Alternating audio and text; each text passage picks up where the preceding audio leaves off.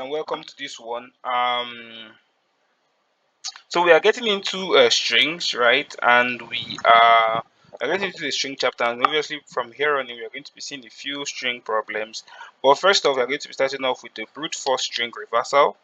That's going to be looking at, reversing a string. So a string with a certain amount of characters, we are going to reverse that to turn it over, right?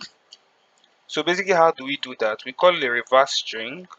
We call a reverse string variable that holds an empty string, and then we iterate through all the unreversed string, and what we do is that we append or we add every character to the reversed string.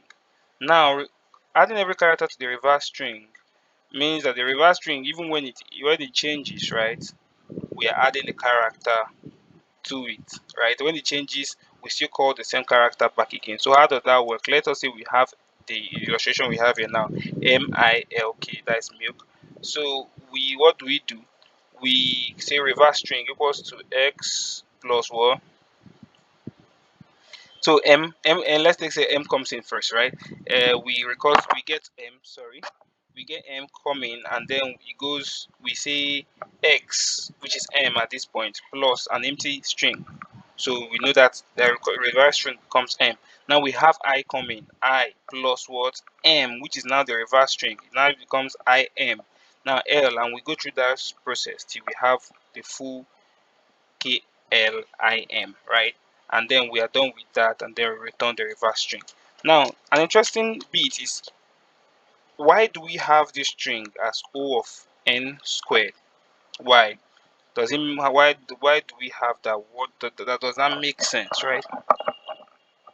So you could stop and drop your answers in the comment section before looking at what the solution is. But basically, yes, there are a few reasons, and I'll just say them out. Not a few reasons, the same reason, but maybe said in different ways.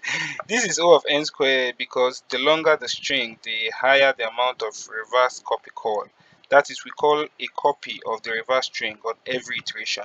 Basically, we are calling all variables every time. So one will say, how are we calling all variables every time? How does that make sense? So if you look at O of n squared, let us look at it with this instance we have here. We have milk, right? That's 4 words, 4 characters, right? 4 characters. Let us take that as n. 4 raised to power 2, whichever you prefer, will give you 16. Now, 16 will tell you that, and we had 4 iterations. So that will tell you that every time we had an iteration, we called every single character. That's what it simply means here. And we could see that we do that because when we say for x on our reverse, as much as we're calling x over here, we are iterating through every reverse string whenever we call this copy over here.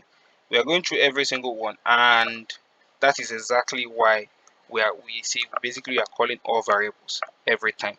So that's the reason. Hope you had a very good one. See you on the next one. Bye. Muchas gracias. Auf Wiedersehen. Tschüss.